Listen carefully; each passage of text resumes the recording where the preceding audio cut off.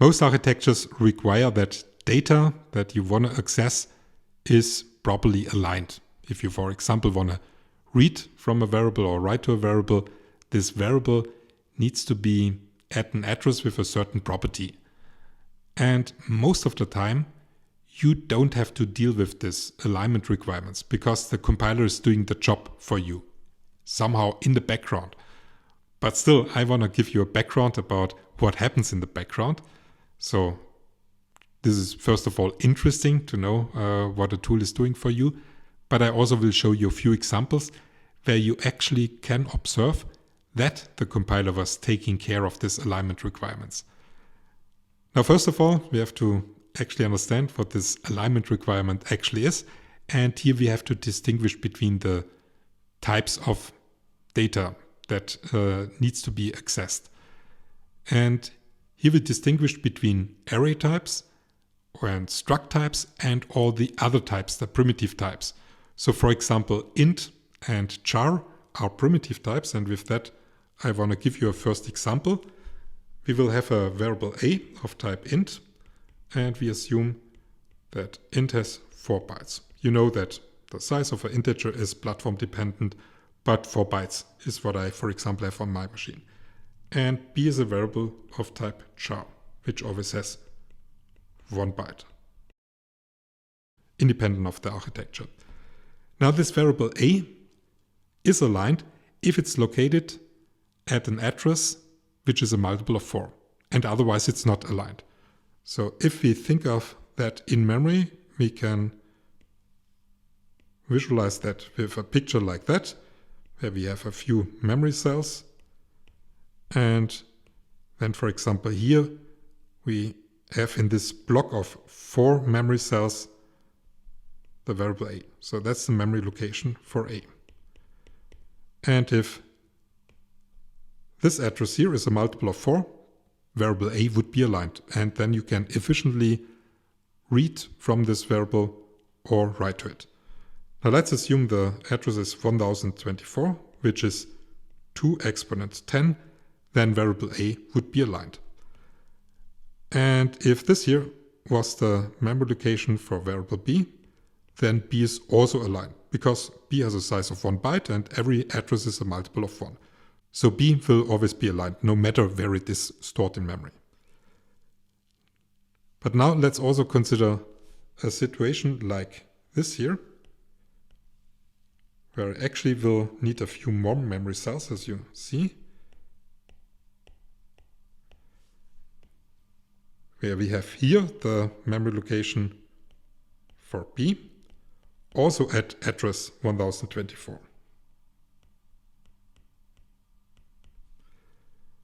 Now, if I would use the next 4 memory cells for a, then the address here at 1025 is certainly not a multiple of 4. It's not even an even number.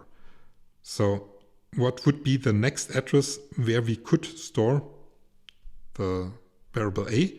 That would be at 1028. So here.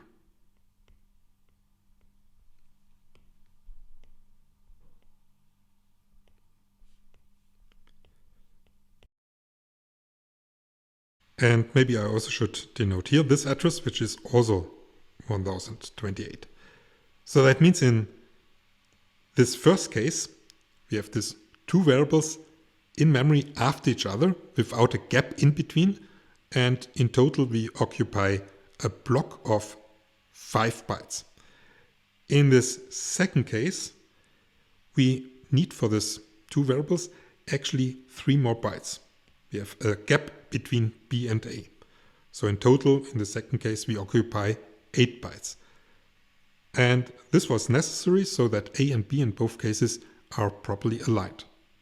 And you will see this becomes interesting when we deal with structs. Now, before we continue and also talk about arrays, let me give you some idea why architectures do like this alignment requirements. Let me actually first show you how architectures do organize memory. I mean, we already know that memory is organized into memory cells. The memory is just an array of these memory cells. So one memory cell comes after the other. And the size of a memory cell is called a byte. And each of these memory cells has an address. The address of the first memory cell is 0. Then comes the memory cell with address 1, and so on.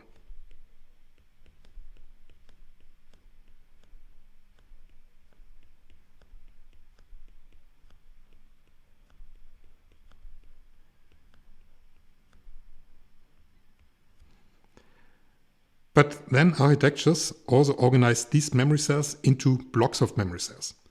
And this, for example, could be blocks of size 8 bytes.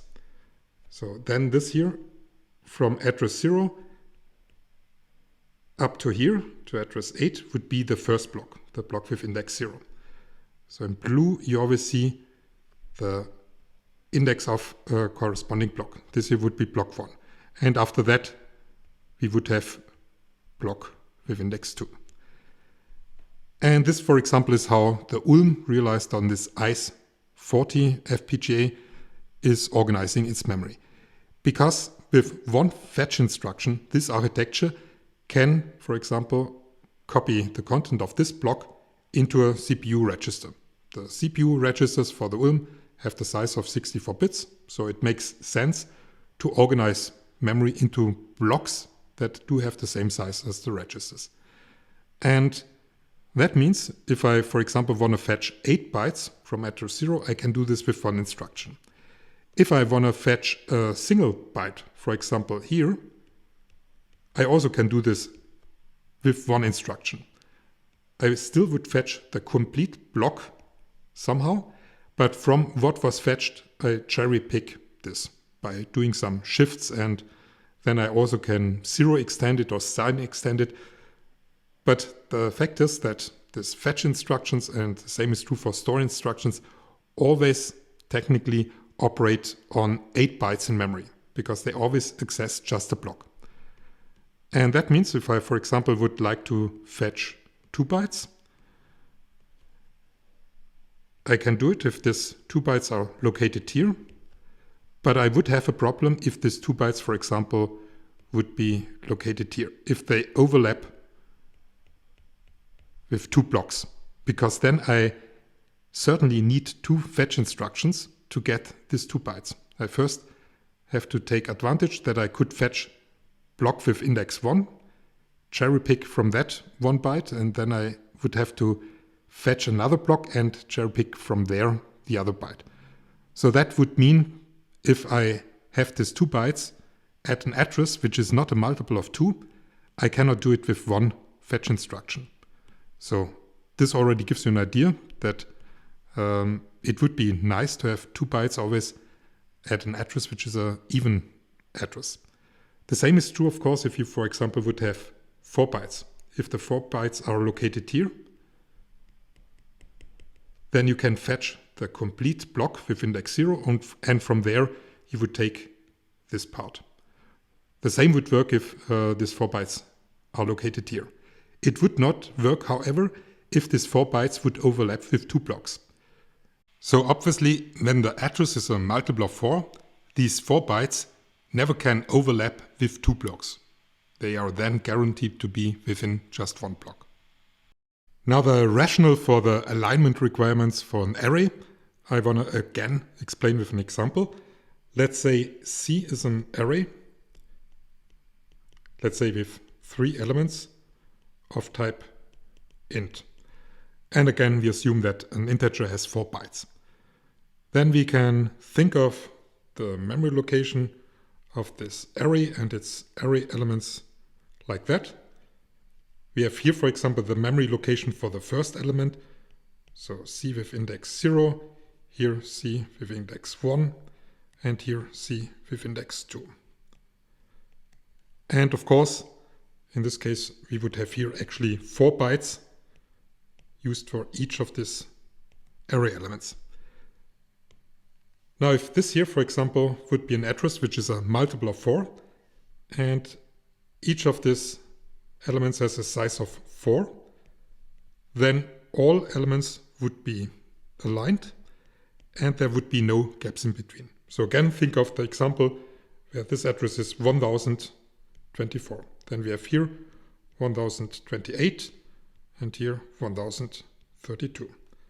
And again, in general, as long as this first address, the address of the array, is a multiple of 4, a multiple of the size of int, you would have the situation that every array element is properly aligned and you do not have any gaps between these array elements. Now, why is it important that we do not have any gaps between array elements? Because otherwise this method for determining the number of array elements wouldn't work. The method where you take the size of the complete array, so in this case, this would be 12. So this size, 12 bytes, where this size gets divided by the size of one element. For example, the first array element. You only get the correct result, the dimension, if you do not have any gaps. So in this case, for example, 3. But if you would change this here into 20, then this formula also works. So it's independent of what you use here for the dimension. And this becomes important for understanding the requirements for aligning structs, because you not only have to make sure that each member of the struct is aligned, you also have to take into account that the struct type might be the element type of an array. Now here you basically see the textbook description for alignment requirements when you deal with a struct. But let's not read this definition.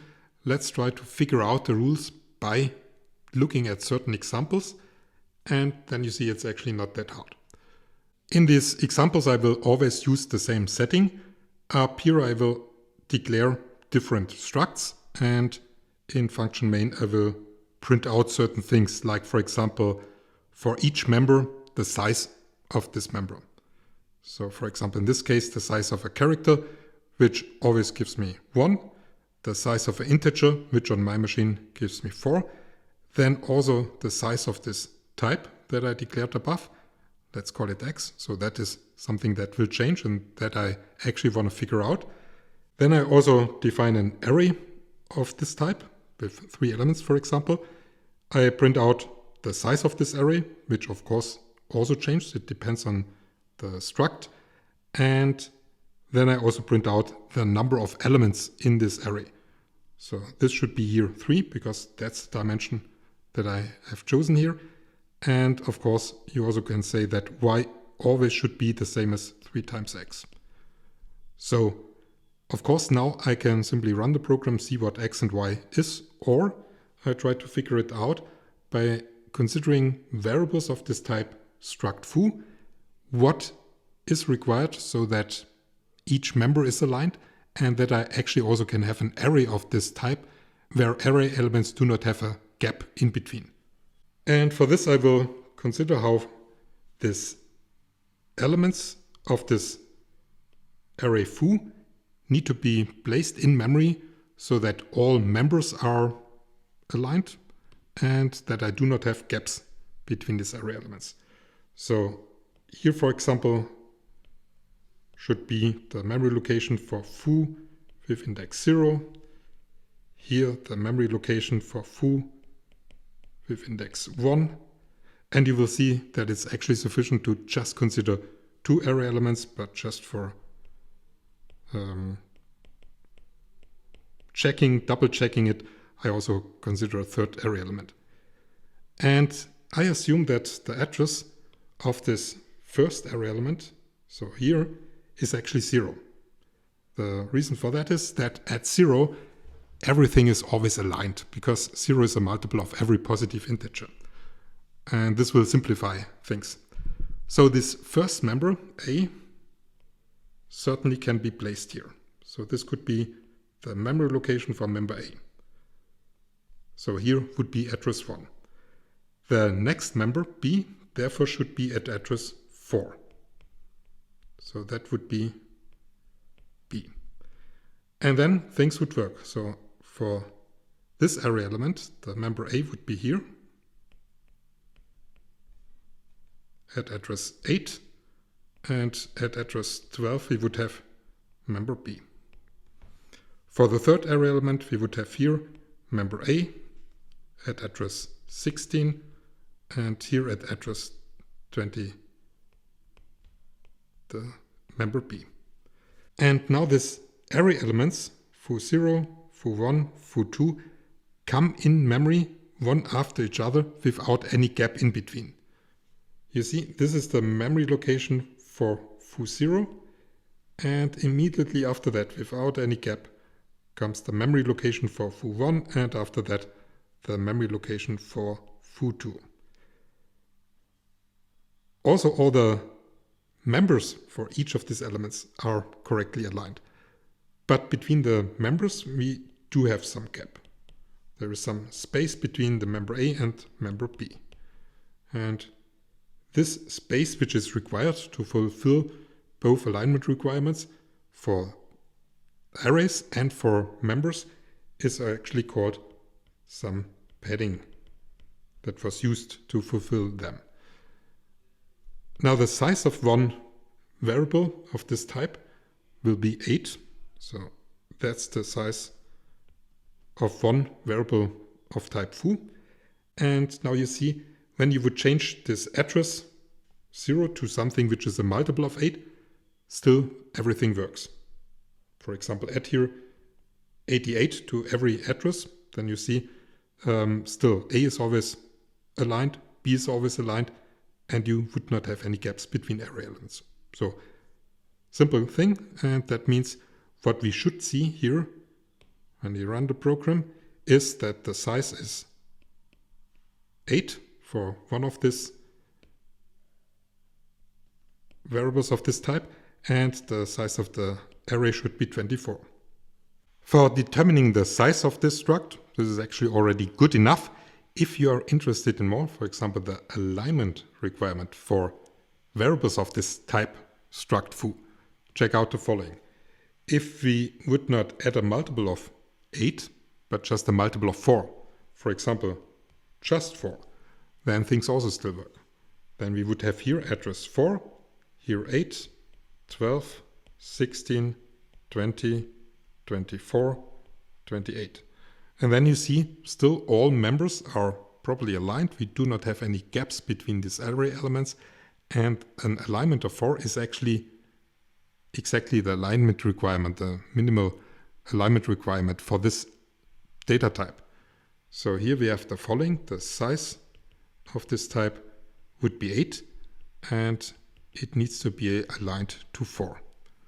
So here we have a case where the size and the alignment is different. For primitive types, this always has to be the same. If a primitive type has a size of 4, it needs to be aligned to 4. If it has a size of 8, it needs to be aligned to 8. It's not true for structs, and you will later see it's also not true for arrays, of course. If you have an array with 3 elements and each element has a size of 4 and is a primitive type, the alignment still would be 4.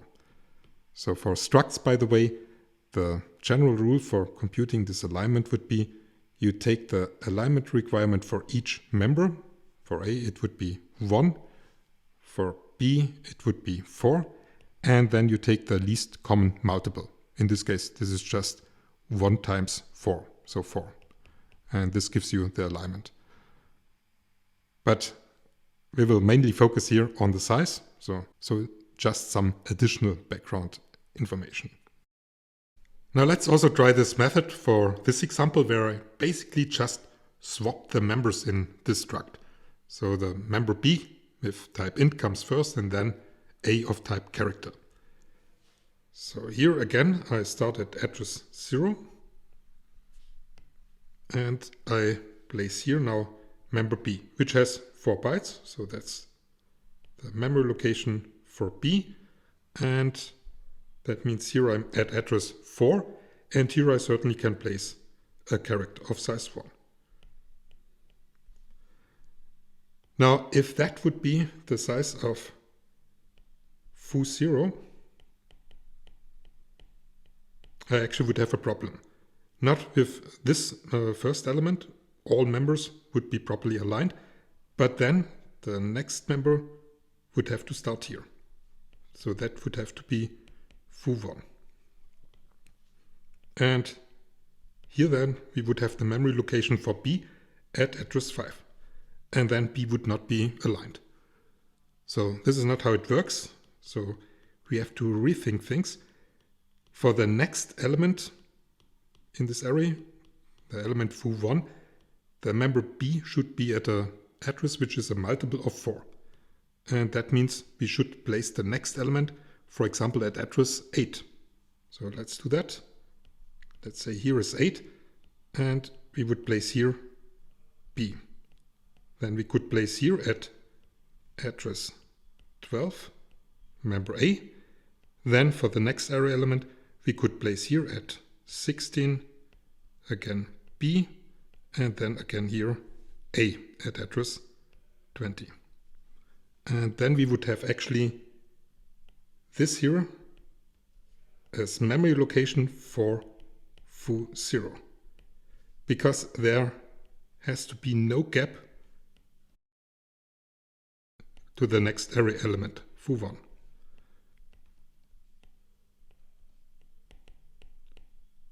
And then things again would work, and again we have some padding here at the end of the struct. And this here would be required again for fulfilling the alignment requirement for arrays. So that means in this case we again should get here the size 8 and here again the size 24. With the next two examples I want to show you that reordering these members might either waste some memory or save some memory. Let's go through this example again with this method. So here we have some memory. This here is address 0, and at address 0 I place the first member A of the first array element foo0. So this here is address 1. And at address 1 I cannot place the second member because it has type int. It needs to be at address 4. That means we have here some padding, and here we have B with 4 bytes. Then we are here at address 8. At address 8 I can place member C. Then I'm here at address 9. And then I have to take into account that the next array element should again start in a way so that we do not have any gap in between. And this will require that I have another 3 bytes for padding. So here would be address 12. And then this here would be foo0.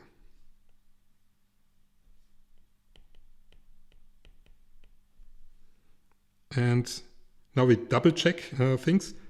For foo1, this here would be the memory location for its member A, then 3 bytes padding, and then at 16 we would have B.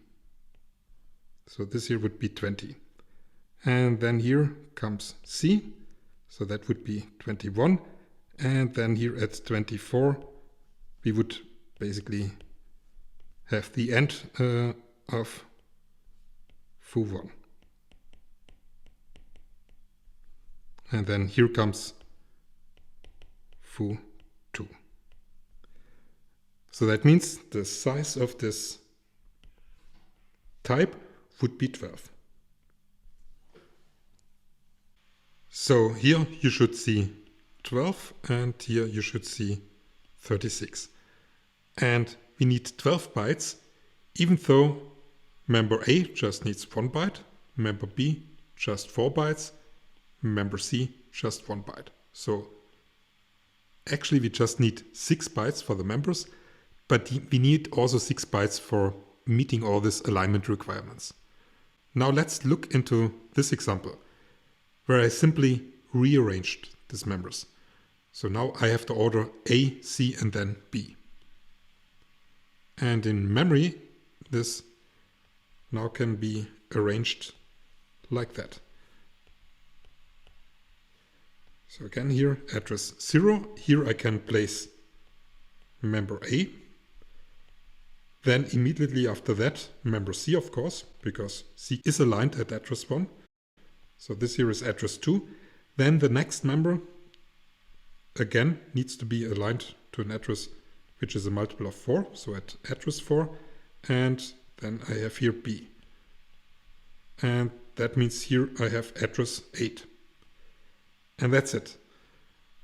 If this is now one array element foo0, and I have here foo1 without a gap, all its members will be aligned.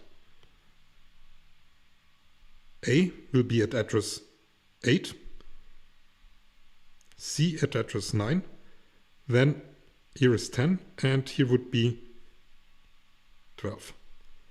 And this here is again some padding, and here we would have 16. So that would be for B. And that means now the size of one array element, or the size of this struct foo, would be 8. And then of course you also can triple check it by also looking into this memory location. So that means here you should see the size of this type foo is 8 and the size of this array 24. And that means now we can save a few bytes here.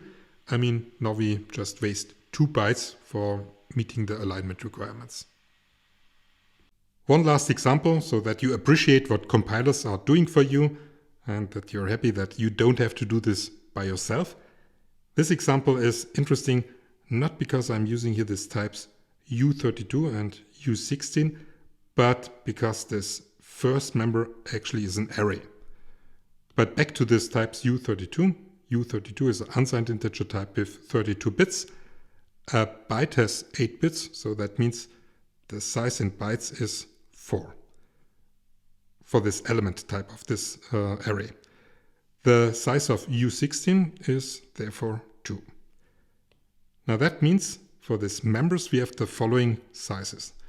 The size of A is 2 times 4, so 8. The size of B is 2. The alignment requirement for A is 4. What do I mean by that? Each element in this array is an integer with 4 bytes. That means A0 and A1 need to be aligned to an address which is a multiple of 4. And the interesting thing is here that now we have an example where the size and the alignment is different. We have a size of 8, but we can align this member to an address which is a multiple of 4. It doesn't have to be a multiple of 8. And the second member has the size 2, and we also have to align it to a multiple of 2, to an address which is a multiple of 2. And now we go again through this method where we draw these pictures. So we have here some memory, we have here address 0, and we have here this member A. That means here we have address 8. Then immediately after that we can place member B. So here we have address 10. And now we have to think about where should the next element of this array foo start. It has to start at an address which is a multiple of 4 and a multiple of 2. And that would be 12. So we would start with the next element here at address 12. So here comes the member A for the next element, and this would be B. So B would be at address 20. And it ends at 22. And that means here we would have foo0. Here we would have foo1. And here we would have then foo2. So that means we have here a padding of 2 bytes. Also here, that means here we would have address 24, and here you can triple check things. And now, of course, we could make things even more complicated. We could replace this element type with another type, another struct type, stuff like that. But that's not the purpose of this video, to make you think about these things. The main purpose is that you know what is going on behind the scenes, and if you encounter that the size of a struct is not simply the sum of the sizes for its members, you now got an understanding why this is actually the case and why it is actually required for efficiency purposes. And that's it for this video.